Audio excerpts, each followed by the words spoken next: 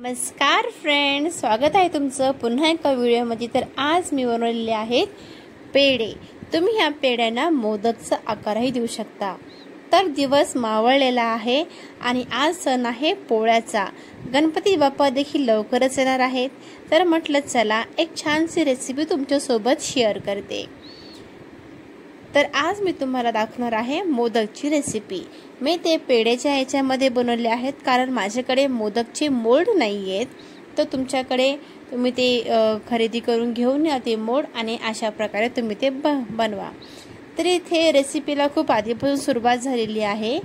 मी इथे फुल creamy fatty दूध घेतलेला आहे अर्धा लिटर आणि त्याच्यामध्ये ही अर्धी वाटी साखर घातलेली आहे। ह्या दुधाला मी अतिशय चांगलं धीमी आचवरती उकळून घेतलेलं आहे आणि ते उकळून असं गाढ झालेलं आहे। आणि याच्यामध्ये आता मी पिठी साखर मिक्स केलेली आहे। याला चांगल्या प्रकारे शिजून असं पूर्णपणे घट्ट हे तयार होतं आणि घट्ट झालेलं मिश्रण तुम्ही बघू शकता की ते अशा प्रकारे आपल्याला तर इथे आपला मावा हा चांगल्या प्रकारे शिजून तयार झालेला आहे।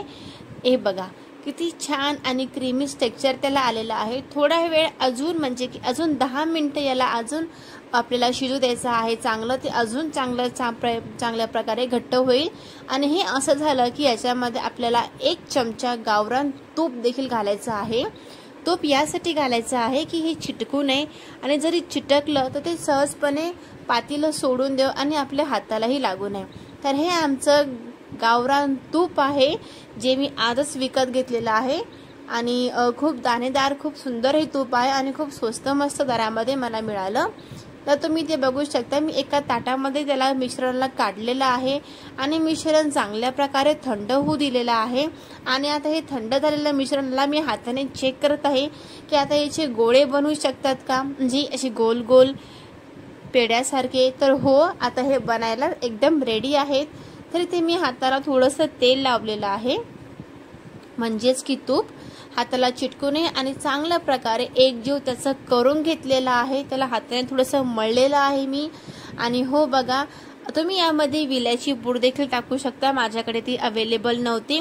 आणि तुम्हाला हवे असतील तर त्याच्यावर तुम्ही थोडेसे ड्रायफ्रूट म्हणजे की पिस्ता असे बारीक स्लाइस करून तुम्ही त्या पेढ्यावरती लावू शकता। माझ्याकडे तेही अवेलेबल नव्हतं।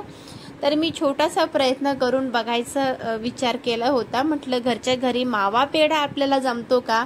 तर मम्मीने सांगितल्याप्रमाणे मी केलं आणि अगदी खूप सुंदर आणि टेस्टी स्वादिष्ट हे पेढे तयार झालेले आहेत। आणि व्हिडिओ तुम्हाला कसा वाटला हे आम्हाला कमेंट करून नक्की सांगा। अशाच रेसिपीसाठी आणि व्हिडिओसाठी चॅनलला सबस्क्राईब करायला विसरू नका।